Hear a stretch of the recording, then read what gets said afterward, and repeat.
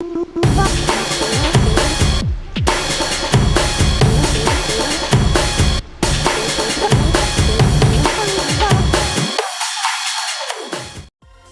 ১০ নম্বরে থাকা প্রতিপক্ষ ইন্টার কাশীর বিরুদ্ধে হোম ম্যাচ ড্র করে নিজেদের ওপর চাপ বাড়িয়ে ফেলল মোহনবাগান সুপার জায়েন্ট। ফলে ইস্টবেঙ্গলকে টপকে লিগ শীর্ষে যাওয়ার সুযোগও হাতছাড়া করে ফেললেন লিস্টন সাহালরা। খেলার প্রথমার্ধের শুরু থেকেই বিপক্ষের ওপর চাপ বজায় রাখলেও গোটা ম্যাচে কাজের কাজটা করতে পারলেন না জেমি দিমিরা। অপরদিকে বুদ্ধি করে ডিফেন্সিভ খেলে বাজিমাত করে ফেললেন সদ্য প্রাক্তন কোচ হাবাসের টিম। প্রাক্তন ফুটবলার অভিজিৎ মণ্ডলের হাতেই লিগের বাকি ম্যাচগুলি খেলছে ইন্টার কাশী। বিভিন্ন অভ্যন্তরীণ সমস্যায় জর্জরিত থাকলেও মঙ্গলবার তাদের খেলা যথেষ্ট নজর কেড়েছে। বিশেষ করে আলফ্রেড মোয়া, রোহিত দানুদের নাছোড়বান্দা মনোভাব থেকেই সবুজ মেরুন ব্রিগেডকে রুখে দিয়ে ১ পয়েন্ট নিয়ে ঘরে ফিরছে ইন্টার কাশী।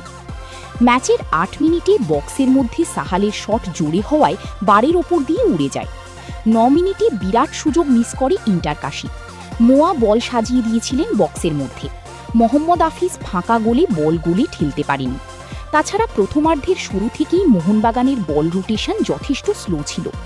২৬ মিনিটে পেট্রাটুসের লং পাস বক্সের মধ্যে ধরতে পারেননি কামিন্স। বলটি পেলে গোল অনিবার্য ছিল। এরপর ইন্টার কাশীর কর্নার থেকে পাস আসে। ৩৫ মিনিটে টোম্বা সিংয়ের দুর্বল শট লক্ষ্যভ্রষ্ট হয়। ৪৪ মিনিটে কামিন্স বক্সি জায়গায় পৌঁছতে পারেননি। বলটি টাচ করলে গোল হতে পারত। দ্বিতীয়ার্ধে শুরুতেই দুটি পরিবর্তন করেন সিরজিও লোবেরা। নামেন লিস্টন কুলাসো ও জেমি ম্যাকলারিন। তুলে নেওয়া হয় রবসন ও কামিন্সকে। ৬৪ মিনিটে দিমির ডান পায়ে নেওয়া জোরালো শট বাইরে যায়। ৭৫ মিনিটে জয়েশ রানী মাঝমাঠ থেকে বল ছিনিয়ে নিয়ে ১৬ রান করে বক্সে পৌঁছে শট নিলেও লক্ষ্যভ্রষ্ট হয়। ৮৫ মিনিটে জেমি বক্সে ঢুকে শট নিলেও শুভম দারুণ সেভ করে।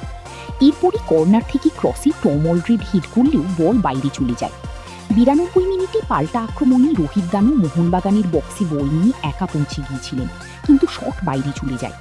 ৯৬ মিনিটে বক্সের বাইরে ভালো জায়গায় ফ্রি কিক পায় মোহনবাগান। লিস্টনের কিক অল্পের জন্য বাইরে যায়। এই ড্রয়ের ফলে আগামী রবিবার ডার্বি ম্যাচ ভীষণই গুরুত্বপূর্ণ হয়ে গেল।